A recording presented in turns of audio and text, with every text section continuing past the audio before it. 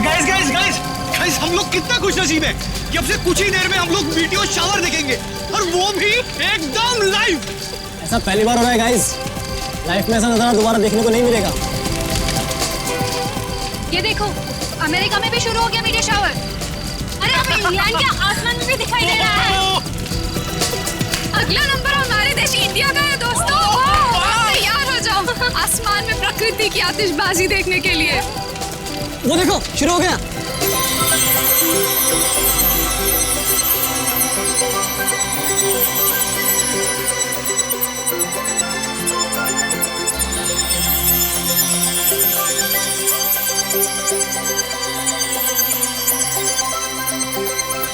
ये मेरी जिंदगी का सबसे खूबसूरत पल है। ऐसा नजारा तो मैंने पहले कभी नहीं देखा।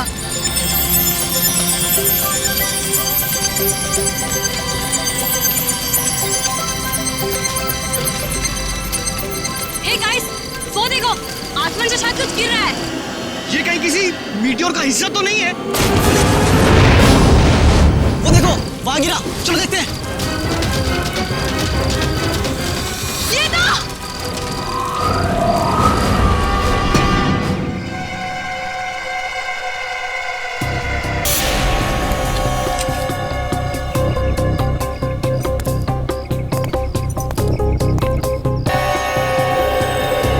लाश की हालत तो बहुत खराब है, हड्डियां वगैरह चकनाचूर हो गई हैं। हाँ सर, लेकिन ऐसा तो तभी हो सकता है जब कोई काफी ऊंचाई से गिरा हो। लेकिन सर, यहाँ कोई बिल्डिंग तो है नहीं, चारों तरफ खुला मैदान ही है।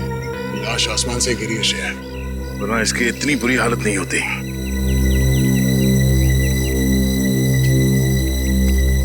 कब हुआ ये, कितने बजे? यही कोई रात 3:15 बजे। हम लोग रात को मीटियर शावर देख रहे थे, तभी अचानक आकर के कुछ गिरा। और हमें लगा मीटियर शावर का ही कुछ हिस्सा होगा, लेकिन जब पास जाके देखा तो लाश थी। सर, जब लाश ऊपर से गिर रही थी तब ये जल भी नहीं रही थी। अच्छा, ये केस कुछ ज्यादा ही पेचीदा लगता है। देखते डॉक्टर सालुंके क्या कहते हैं इस लाश को देख के। चलो।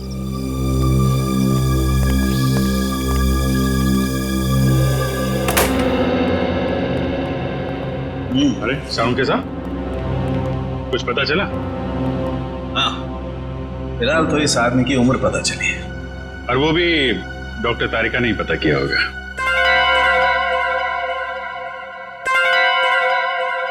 मैंने पता किया है। आपने किया है? जी हाँ।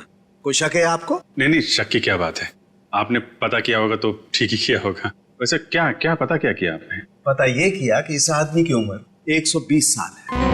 क्या 120 साल का बुजुर्ग आदमी इतनी ऊंचाई से गिर के मर गया? क्यों? कहीं लिखा हुआ है कि 120 साल का आदमी ऊंचाई से नहीं गिर सकता? आप लोगों से कुछ गलती तो नहीं हो गई? आप एक काम कीजिए, तारिका जी से कंफर्म कर लीजिए। बताओ भाई ने। हाँ अभिजीत, इनके एक्सरे स्कैन्स देख लो। देखो, ये देखिए, इनकी हड्डियां काफी कमजोर हो चुकी थी, जैसे कि उम्र के साथ साथ होता है। और टिश्यूज को हुए नुकसान को देखकर हमने अंदाजा लगाया कि इनकी उम्र तकरीबन 120 साल के आसपास रही होगी। अच्छा, वैसे कितनी ऊंचाई से गिरे होंगे ये? फिलहाल ये बता पाना मुश्किल है। सर, हो सकता है इस आदमी को किसी हवाई जहाज से फेंका गया हो। सर, वो केस याद है ना आपको, जब एक लाश को हेलीकॉप्टर से फेंका गया था?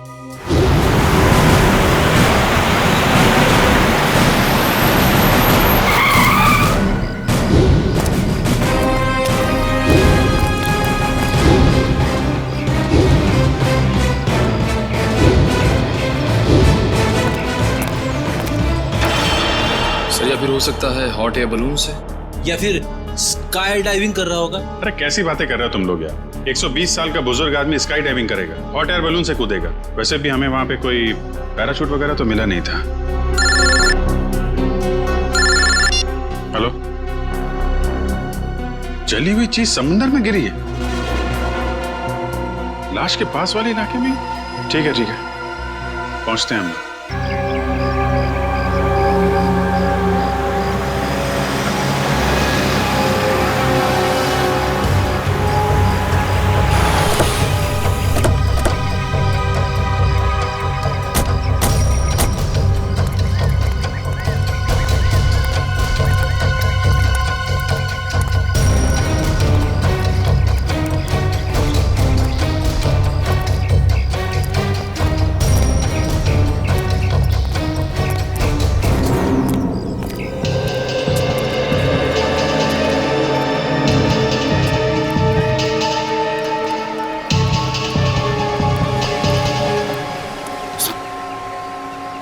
पता चला क्या गिरा था समंदर में? नहीं सर, समुद्र में क्या गिरा अब तक कुछ पता नहीं चला।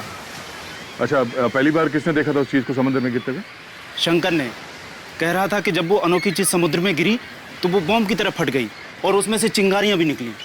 सर हो सकता है ये कोई बॉम्ब ही है, शायद किसी ने ऊपर से फेंका। नहीं सचिन, कोई समुद्र में बॉम्ब क्यों गिराएगा? बात कुछ और ही है। वो ना हो इसका उस लाश के साथ जरूर कुछ संबंध है। ये शंकर कहाँ है? सर वो रहा सर।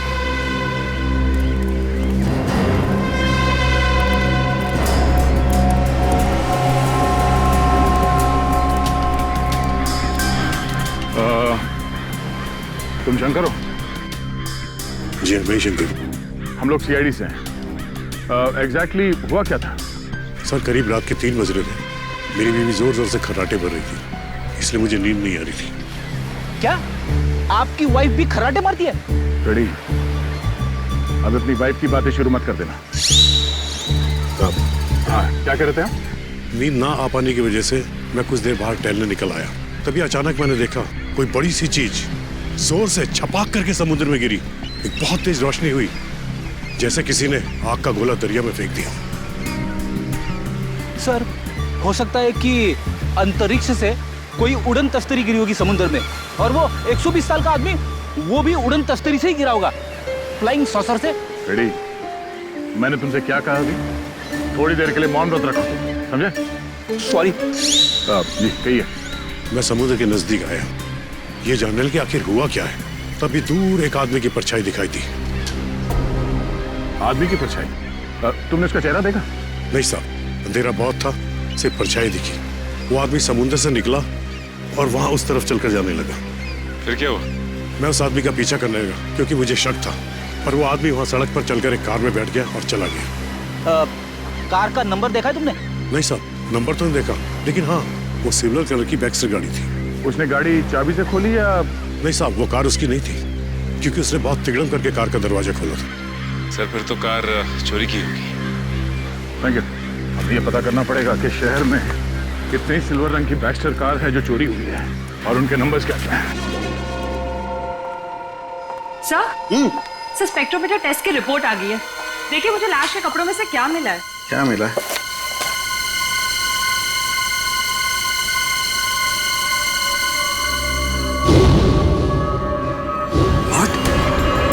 Rocket fuel? हाँ सर। अरे लेकिन तारिका, रॉकेट फ्यूल तो स्पेस क्राफ्ट को स्पेस में भेजने के लिए इस्तेमाल होता है। सर कहीं आदमी रॉकेट में होगा तो?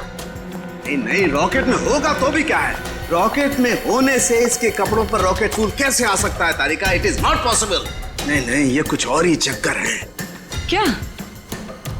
ओह माय गॉड, ये कैसे हो सकता है? वो कैसा? ये मैंने क्या कर दिया?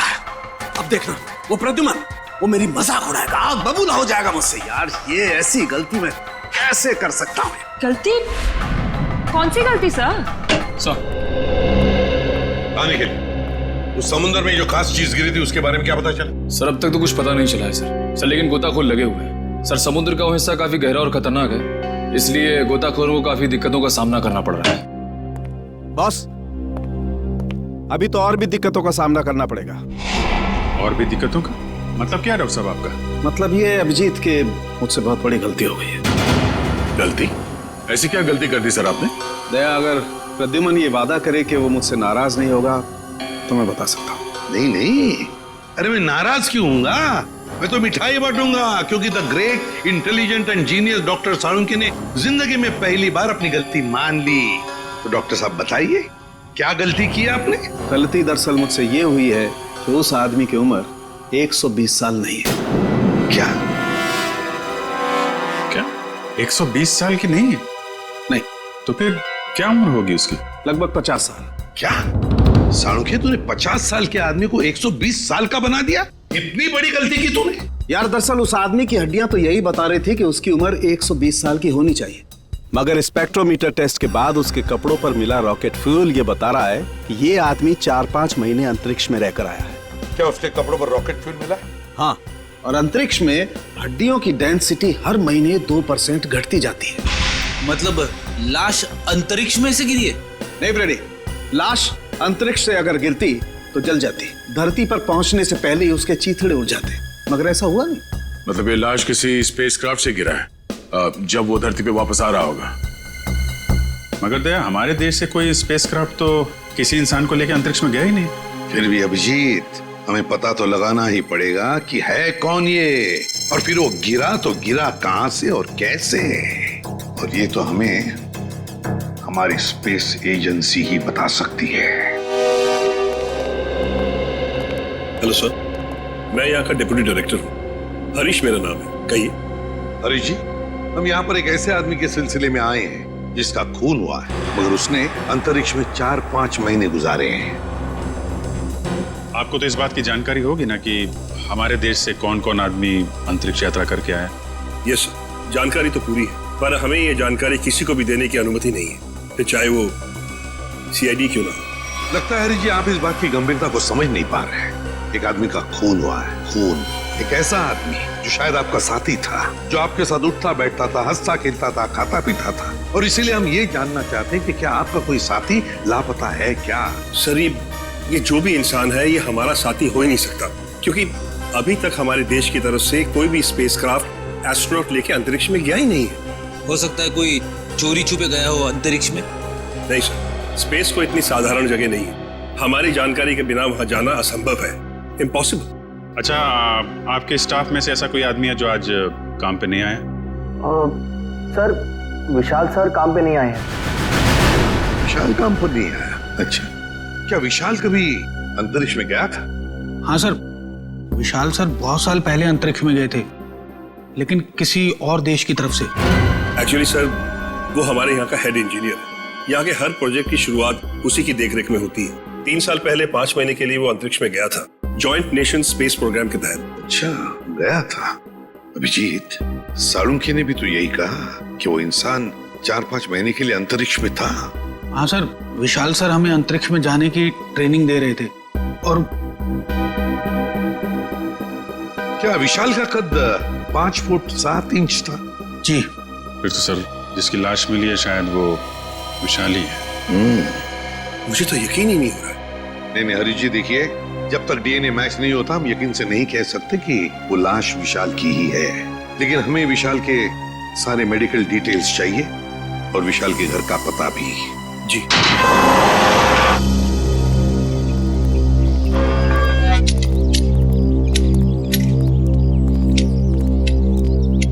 सुनिए, ये विशाल का घर है ना? जी, घर तो विशाल साहब का ही है, लेकिन वो घर पर नहीं है।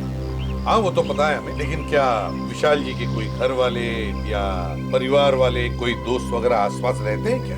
जी, विशाल साहब की पत्नी अदिति मेम साहब तीर्थ गई हैं। आप लोग? हम लोग CID से। CID? जी। कहिए, क्या बात है? आप कौन है? आपका नाम क्या है? जी, मेरा नाम बिरजू है। अच्छा, देखो बिरजू, हमें एक लाश मिली है। लाश? और हमें शक है कि वो लाश विशाल जी की है। ये कैसे हो सकता है? विशाल साहब नहीं मर सकते। देखिए, आप संभालिए अपने आप को। फिलहाल हमें सिर्फ शक है कि ये लाश विशाल जी की है। हो सकता है कि ये लाश किसी और की हो। भगवान करे वो लाश विशाल साहब की ना हो। वैसे आखिरी बार कब देखा था तुमने विशाल जी को? कब मिले थे उन्हें? कल सुबह जब मैं काम पर आया था तो विशाल साहब ने मेरी बाहर से ही छुट्टी कर दी थी। घर के बाहर से ही छुट्टी दी? क्यों, किस लिए? जी पता नहीं, ऐसा पहले कभी नहीं हुआ है। मैंने विशाल जी से कहा कि मैं घर की सफाई कर देता हूँ, झाड़ू पोछा कर देता हूँ, मैं फिर चला जाता हूँ, लेकिन उन्होंने मुझे घर में घुसने ही नहीं दिया। आपको उन्होंने घर में घुसने नहीं दिया? जी हाँ, उनका बर्ताव बड़ा अजीब सा था। जब उन्होंने अदिति मेम साहब के तीर्थ पर जाने की बात कही तो मुझे बड़ा अजीब सा लगा, मुझे यकीन ही नहीं हुआ। लेकिन क्यों? क्योंकि अदिति मैडम इस तरह अचानक कहीं नहीं जाती। अगर वो शहर से बाहर कहीं जाती भी हैं तो महीनों पहले वो अपनी तैयारी पूरी कर लेती हैं। अच्छा, साहब ने तुम्हें घर के अंदर आने से मना कर दिया। वैसे बिरजू, हम घर के अंदर देखना चाहते हैं। तुम्हारे पास घर की चाबी तो होगी? जी हाँ। हम ये देखना चाहते हैं ऐसी क्या वजह थी जो साहब ने तुम्हें घर के अंदर आने से मना कर दिया। जी अभी खोलता हूँ।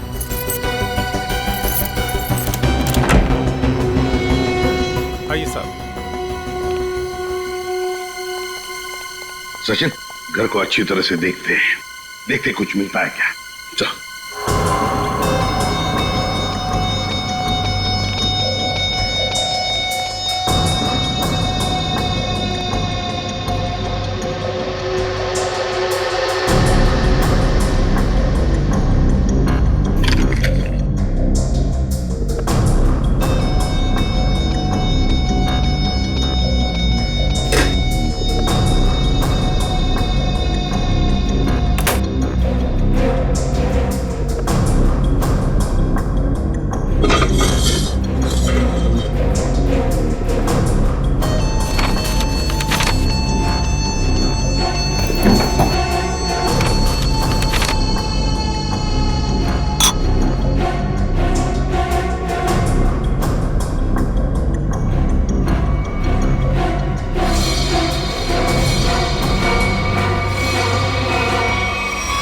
किसी कागज के टुकड़े पर कुछ हल्का हल्का सा लिखा हुआ है।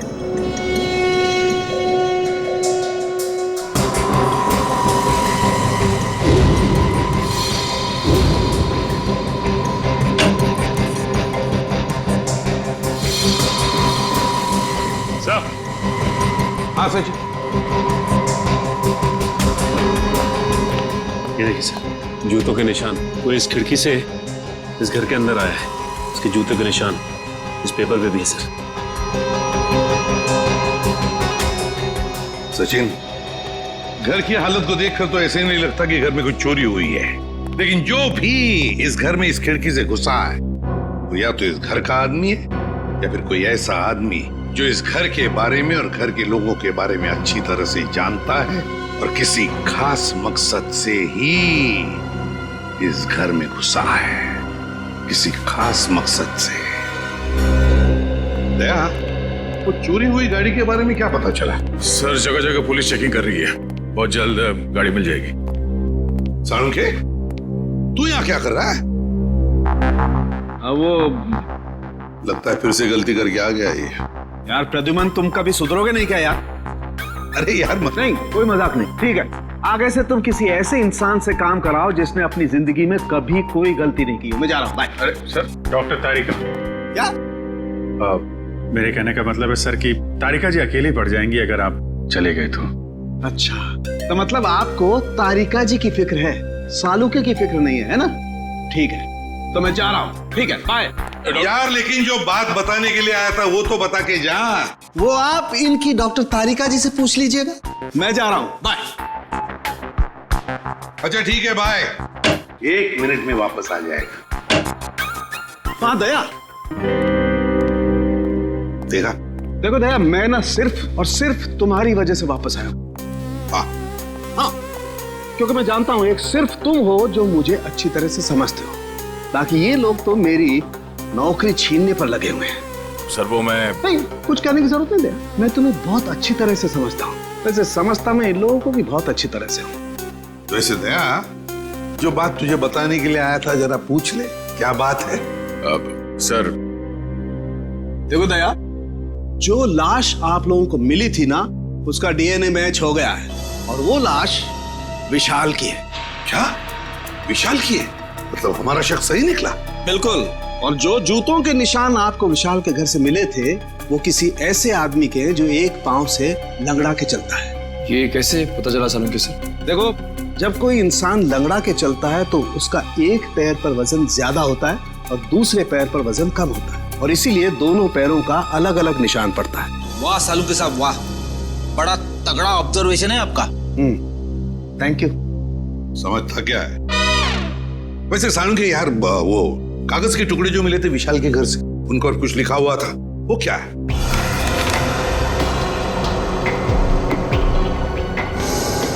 वो ये था, अगर तुमने जुबान खोली तो जान से जाओगे। विशाल को धमकी? लगता है विशाल कोई राज जान गया था सर, और इस राज की कीमत उसे अपनी जान गंवा के देनी पड़ी। सर, खूनी जरूर इस स्पेस एजेंसी का ही कोई होगा सर, या फिर आसपास का कोई होगा, वरना स्पेसक्राफ्ट या हवाई जहाज से उसे नीचे फेंकना मुश्किल है सर। बिल्कुल वैसे ही हुआ होगा। बॉस, अभी सालुके के सुरागों की पोटली खाली नहीं हुई है। और भी कुछ बाकी है क्या? हाँ, एक ऐसी चीज जो आपको खूनी के एकदम नजदीक तक ले जाएगी। तो बताइए ना डॉक्टर साहब।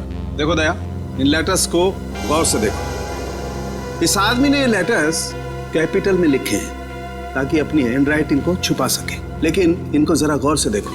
ये लेटर्स कहीं कहीं पर हिले हुए हैं, कमजोर है। मुझे लगता है इस आदमी का हाथ कांपता था जब ये लिखता था। कमाल है सर, धमकी भरा खत लिखता है और लिखते वक्त हाथ भी कांपता है। डर की वजह से? बिल्कुल सही फ्रेडी, डर की वजह से ही। दरअसल इसके हाथ में कोई तकलीफ थी, न्यूरोटिक तकलीफ। जब ये डरता था, इस आदमी का हाथ कांपता था। जब इसने ये नोट लिखा, ये डरा हुआ था, इसीलिए इसका हाथ कांप रहा था और ये अक्षर इस तरीके से बने। हाथ में तकलीफ? विशाल सर बहुत साल पहले अंतरिक्ष में गए थे, लेकिन किसी और देश की तरफ से। सर, वो घटोत्कच, विशाल का असिस्टेंट। विशाल कुछ लोगों को ट्रेनिंग दे रहा था अंतरिक्ष में जाने के लिए। ये घटोत्कच भी उनमें से एक था। मगर अभिजीत, अंतरिक्ष में जाने के लिए वो आदमी मानसिक तौर पर और शारीरिक तौर पर बिल्कुल फिट होना चाहिए, हट्टा कट्टा होना चाहिए। इस घटोत्कच को क्यों सिलेक्ट किया गया? उसके तो हाथ में तकलीफ है। और घटोत्कच के इस कमजोरी के बारे में विशाल को पता चला, इसलिए शायद घटोत्कच ने विशाल को अपना मुंह बंद रखने के लिए उसे जान से मारने की धमकी दी होगी। ये हो सकता है। हाँ रजत, क्या? देखो, सभी पुलिस स्टेशन में खबर कर दो, उसकी फोटो भिजवाओ, सब जगह नाकाबंदी करवा दो। ओके? क्या हुआ? सर, ये विशाल की पत्नी अदिति, ये किसी तीर्थ यात्रा पे नहीं गई है। उसने किसी भी बस, ट्रेन या फ्लाइट की टिकट बुक नहीं करवाई। वो गायब है। अदिति गायब है? गायब है अदिति? तो फिर ये गई कहाँ? और फिर विशाल को मारा किसने और क्यों मारा? इन सारे सवालों का जवाब तो अब घटोत्कच ही देगा। मैंने लिखा था सर, लेकिन वो मेरी भूल थी जो मैंने गुस्से में की थी सर। मैंने विशाल सर को नहीं मारा था। ऐसी कहानी हम लोग बहुत सुन चुके हैं, समझे? मैं सच कह रहा हूँ सर, मैं तो 3 दिन पहले विशाल जी के घर पे गया था उनसे माफी मांगने के लिए। तुम यहाँ पर क्यों आए हो? देखिए विशाल जी, मैं आपसे अपनी उस चिट्ठी के लिए माफी मांगने के लिए आया। उस वक्त मैं शराब के नशे में था और शराब के नशे में ही अक्सर सच्ची बात जुबान पर आ ही जाती है। देखिए आप ऐसा मत कहिए, आप न सिर्फ मेरे दोस्त हैं बल्कि मेरे मार्गदर्शक भी हैं। अगर आपने मुझे माफ ना किया तो मैं अपनी नजरों में ही गिर जाऊंगा। ठीक है, मैंने तुम्हें माफ किया। देखिए आप कुछ परेशान नजर आ रहे हैं। परेशान? नहीं, मुझे काहे की परेशानी है?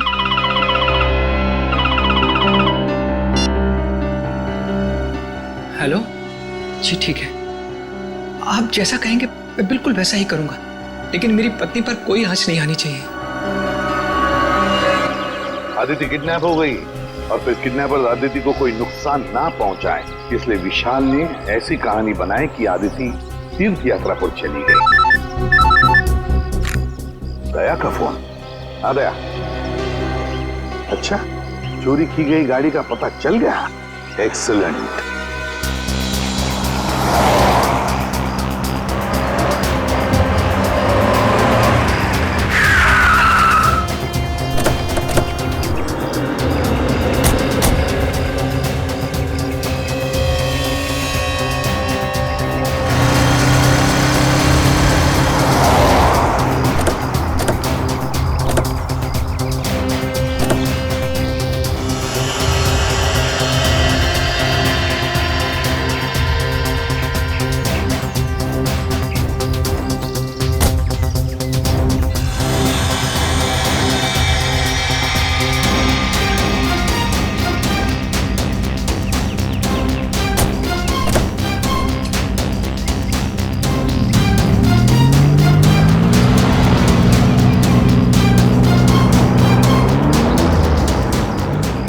खूनी समंदर किनारे से इस गाड़ी में यहाँ तक आया और उसके बाद गाड़ी को यहाँ पे लावारिस छोड़ के किसी और गाड़ी में चला गया।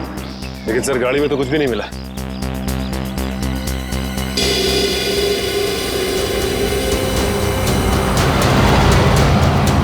ये देखो, सीसीटीवी कैमरा लगा हुआ है इस ट्रैफिक पोस्ट पे। जरूर उस खूनी का चेहरा इस कैमरे कैद हो गया होगा। एक लिए काम करो, आरटीओ को कांटेक्ट करो और इस कैमरे की फुटेज ले लो। सर, हेलो, क्या अदिति मिल गई? कौन सा हॉस्पिटल में? हेलो सर, मैं इंस्पेक्टर प्रशांत। हाँ, मैंने ही आपको फोन किया। अच्छा, अदिति की तबीयत कैसी है? सर, उन्हें गोली लगी थी। गोली लगी थी? जी हाँ, उनका ऑपरेशन हुआ है, अब वो खतरे से बाहर है। लेकिन ये अदिति मिली कहाँ तुम लोग को? सर, हम लोग पेट्रोल पे थे। Hello control room. Yes sir, यहाँ सब कुछ ठीक है सर। ओवर। अरे राघव, वो देखो, इसे औरत को जबरदस्ती ले जाया जा रहा है। कहीं अदिति तो नहीं जिसकी फोटो सीआईडी ने भेजी थी हर जगह ढूंढने के लिए? हो सकता है। चलो देखते हैं। पीछा करो उसका। चलो जल्दी। एक काम करो, सारे बंदी रखो ताकि उन्हें पता नहीं चले कि हम लोग उनका पीछा कर रहे हैं। वो रहे।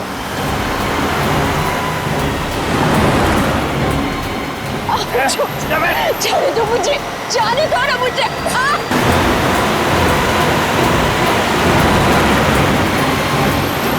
कैसे भी पकड़ना है उन लोगों को। पीछा करो जल्दी। देखो, देख लो।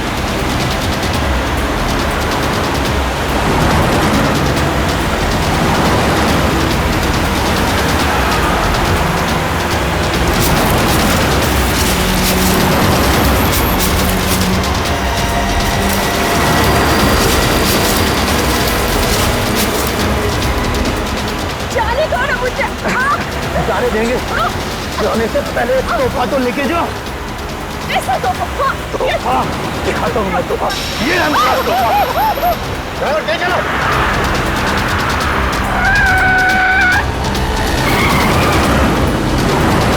और तेज driver.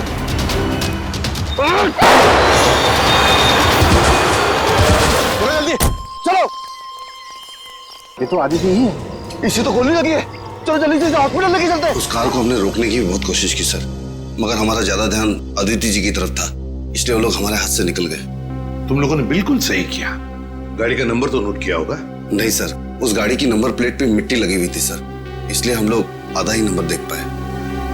Good job. Thank you. हम लोग आदिति से मिलते हैं। जी सर।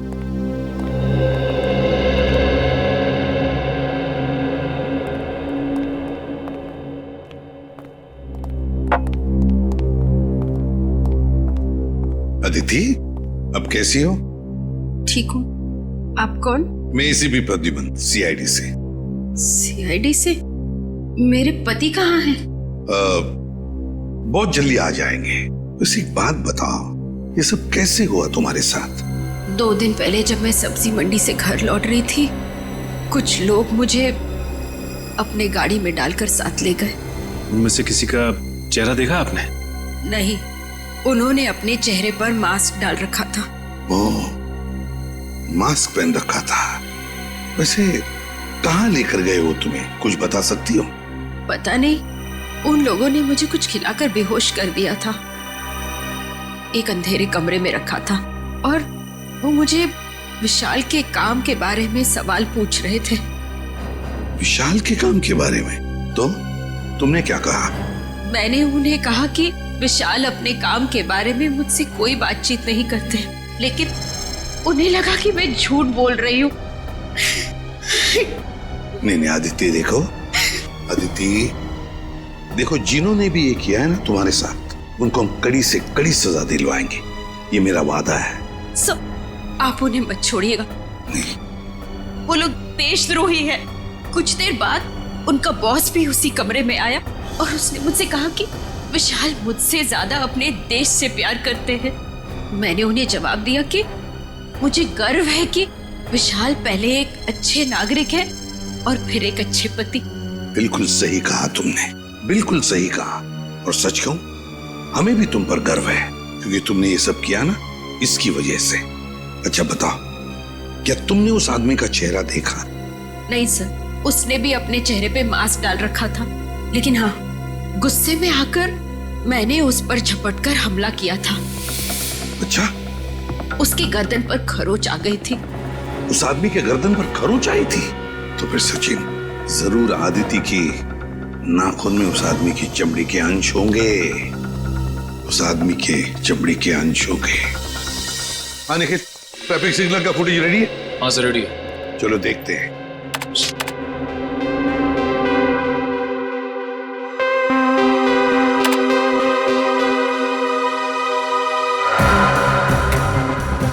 रात का फुटेज है, समझ में नहीं आ रहा है। दिन का फुटेज दिखाओ।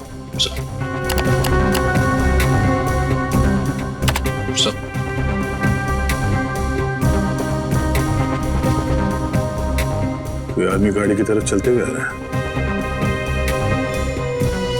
निखिल, पॉज करो, रिवाइंड करो और फिर से प्ले करो।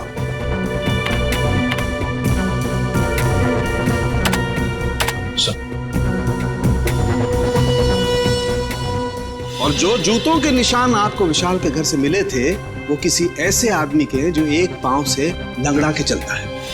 बाएं पैर से लंगड़ा भी रहा है। कहीं ये हमारा खूनी तो नहीं?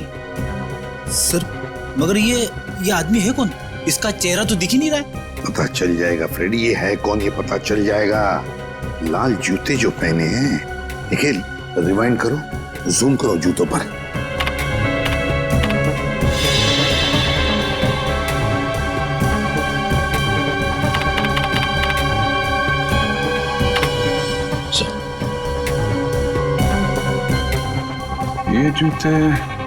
ये जूते मैंने कहीं देखे हैं सर। देखे? कहां पर? किसके पैरों में? सर, आज विशाल सर नहीं आए हैं। समीर, विशाल का असिस्टेंट सर, और वो लंगड़ा के भी चल रहा था। विशाल का असिस्टेंट समीर। अरे दरवाजा तो खुला ही है। माय गॉड, खून। चुप करना रहना, लगता है किसी को घसीट के ले जाया गया है यहां से उस तरफ।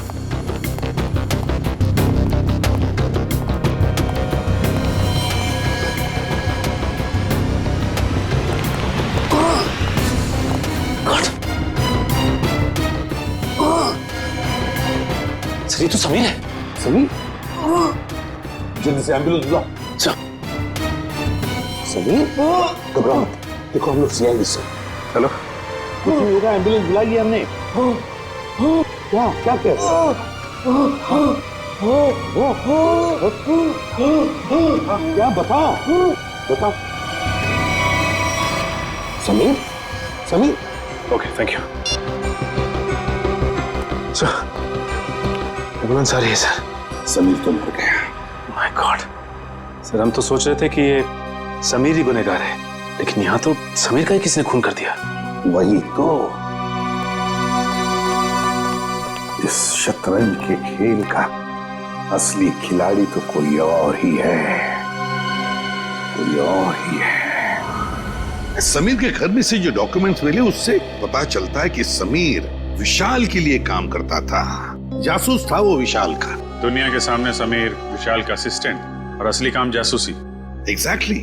पर जब विशाल को पता चला कि स्पेस एजेंसी में कोई गद्दार है जो वहां की खुफिया इंफॉर्मेशन बाहर भेज रहा है, तो बस उसका पर्दाफाश करने के लिए उसने समीर को रख लिया काम पर, जासूस बनाकर। और इसीलिए समीर ने भी हमें कुछ नहीं बताया, क्योंकि विशाल ने उसे ऐसा करने से मना कर दिया था। हाँ, दया जब विशाल का खून हुआ तब शायद समीर तहकीकात करने के लिए विशाल के घर गया। पर जैसे ही खूनी को लगा कि समीर उस तक पहुंचने वाला है, उसने समीर का भी खून कर दिया। बॉस, आसानों के अदिति के नाखूनों में चमड़ी के अंश मिले? हाँ मिले ना, उसके नाखूनों में चमड़ी के अंश मिले। तो जब मैं आप लोगों को बताऊंगा कि उस चमड़ी का डीएनए किसका था, आप लोग दंग रह जाएंगे। डॉक्टर साहब, रियलिटी शो के विनर का नाम अनाउंस करने जैसा सस्पेंस मत बढ़ाइए, नाम बताइए ना प्लीज। बॉस, उस आदमी का नाम है deputy director Harish. Hello sir, मैं यहाँ का डिप्टी डायरेक्टर हरीश मेरा नाम है। क्या डेप्यूटी डायरेक्टर हरीश? तभी तो समीर मरते वक्त हाँ हाँ हाँ ऐसे कर रहा था। क्या क्या कह रहे? समीर कहना चाहता था हरीश, वो हरीश का नाम लेना चाहता था। Deputy director Harish, space agency का deputy director Harish. Excuse me sir, आप लोग यहाँ? जरा हरीश जी को बुलाइए। कहाँ है वो? सर, वो तो कुछ ही घंटे पहले चले गए। चले गए? कहाँ गए, कुछ पता है आपको? नहीं सर, वो बड़ी जल्दी में थे, इसलिए बिना कुछ बताए निकल गए। कोई बात नहीं, हम पता लगा लेंगे। उनके गाड़ी का नंबर दीजिए। जी। हेलो, हाँ बोल रहा हूँ।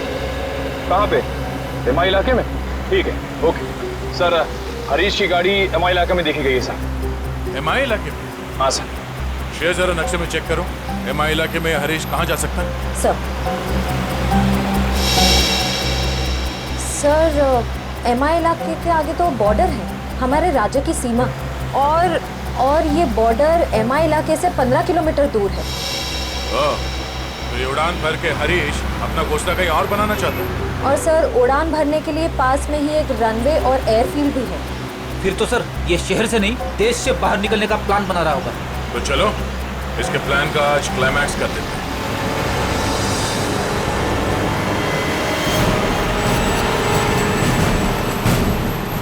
सर, वो देखिए, हरीश की गाड़ी है।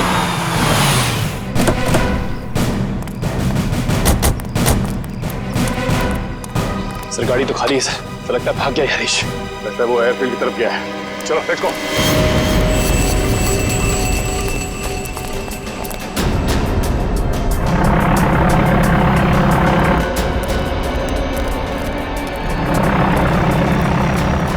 सर, उसका प्लेन तो टेक ऑफ करने वाला है। सर, अगर ये विदेश चला गया तो इसे पकड़ना और भी मुश्किल हो जाएगा।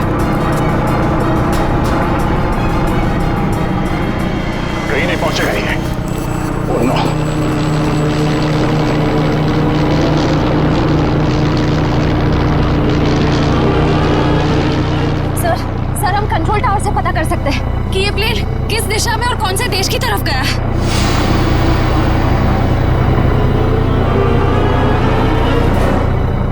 पता तो कर सकते हैं श्रेया, मगर क्या सर? पता नहीं क्यों मुझे ऐसा लग रहा है कि हम अब भी असली खूनी तक नहीं पहुंचे हैं। सर इस हरीश तक पहुंचते पहुंचते रह गए सर। नहीं निखिल,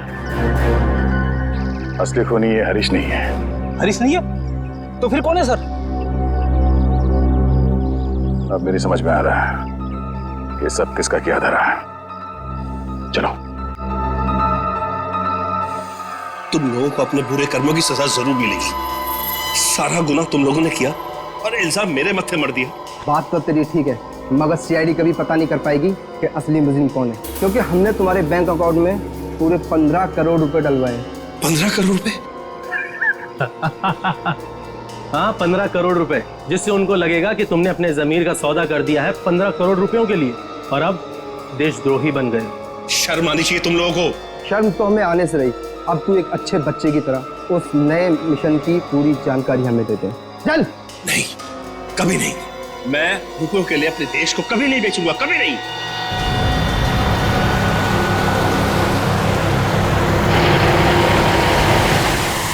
देख, मैं तुझे आखिरी बार बोलता हूँ, बता दे, जिंदा छोड़ दूंगा तुझे, वरना तुम्हारे मरने के बाद वो जानकारी तो हम हथिया ही लेंगे। एक गद्दार की जिंदगी जीने से एक देशभक्त की मौत मरना मुझे ज्यादा गंवा रहा है, समझे तुम लोग? हाँ, मगर अफसोस, कानून और देशवासियों की नजरों में तू हमेशा एक गद्दारी कहलाएगा। नहीं रहेगा। कोई अपनी जगह से नहीं लेगा। या नीचे हाथ खोलो, उठ। बस।